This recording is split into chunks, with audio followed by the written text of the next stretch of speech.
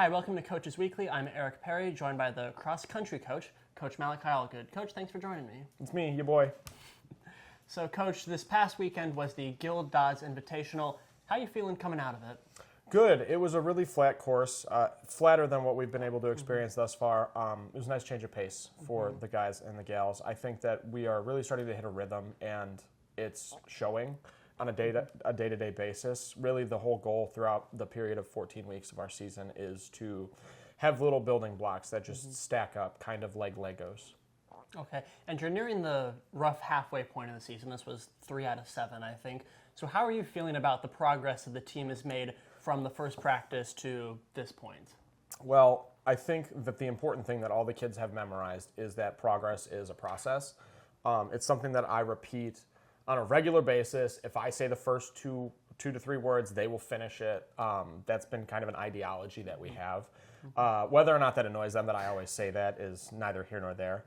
But I think that it shows that we are on the right track. A lot of the conversations that we've had about the performances, both good and bad, are really based around, I don't need you running your best right now. We need you running your best in 6 weeks. Or for the individuals that are training for track especially, I need them foundationally base building for right now so that when we start getting into the meat and potatoes of second semester, where it's the kind of the nitty-gritty grind of racing every weekend in track, they are able to kind of cash in on those gains that they're making at this point in the semester. And so it's a much more extensive process than it looks like on paper, just because of the way our training cycle ends up working out. Okay, and do you think that what they've learned so far will help set them up for the second half of the cross-country season and then the track season?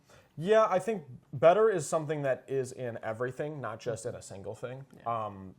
When in a 98-day season with 14 weeks, only 7 times do they get to experience the result of their progress, right? Like that's when we have one tangible result that they get to see and they can say, I'm doing better. But that means that they are experiencing that process the other 91 days. And so the challenge I have for them every year is to fall in love with the little things that we do, because those little things build up into the big things. I like to preach very much so that nuance is everything.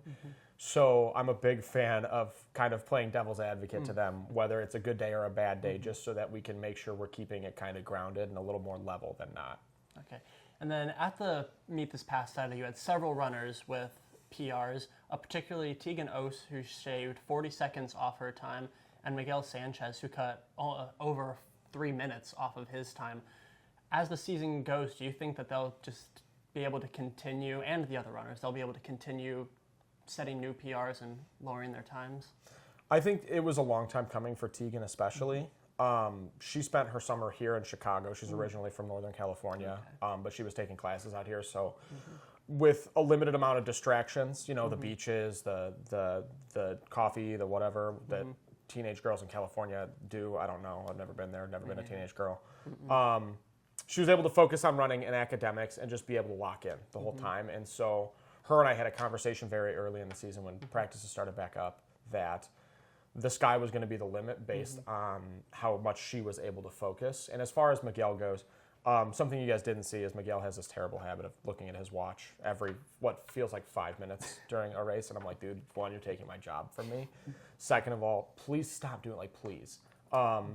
I think as Miguel starts getting more and more in tune with our training, because this is his first year with us, even though he's a sophomore, and he starts becoming more comfortable and more familiar with the college cross-country race distance, he is going to start being able to push that boundary a little bit more as well. I still think he's a slight bit unfamiliar, but it's just something that comes as virtue of experience over any specific training regimen or any sort of background with the sport as a whole. Okay, gotcha. You mentioned that Tegan was from California. Do you think it's harder for people or for runners that are from like different climates such as California to like adapt to Midwestern Illinois weather? She is the biggest hater of humidity. I cannot tell you the amount of times she tells me she hates humidity, and it's not something I can control. I think it's an adjustment, definitely. There's a lot of politics around racing and training at altitude, and Chicago is at sea level, and so we don't get to experience that. But I feel as though the training is based in such a way that we are highlighting everybody's individual strengths and areas for improvement to make sure that they are getting from it what they need. There's a very individualistic approach to everything. So her physiological needs are going to be different than, let's say, Ariel's or Lydia's or Sarah's, right? I try to make sure to cater to each one of them so that over a period of that same 14 weeks, they're able to progress well and not necessarily hit any major roadblocks. Okay. This Saturday, you guys have a meet at Augustana, but then that's your last one for a couple weeks. In your opinion, is it easy or is it harder on the runners to have a bit of a break just right in the middle of the season? Easier, I think. So maybe from like a scheduling standpoint, they're going to feel like a little out of funk, but truthfully, we always race September tired. There's 3-4 weekends in a row that we're going to go out there and we're going to race. They could use a little time off. We're starting to get to that point in the season where the meets do become way more important. And so both from a physical aspect and from a mental aspect, they need it. More than anything, we just keep trying to abuse and build on good habits. So if you have one, just like ride that pony into the sunset. The break is going to do them well mentally so that we can switch gears a little bit and start focusing on the super important parts before we start locking in on conference on November 2nd. Okay. Well, thank you. I think that's all that I have for you this week. I hate that for me, and I love that for us. Oh, me too. Coach, once again, thanks for joining me. I've been Eric Perry. This was Coach Allgood, and we'll see you next time.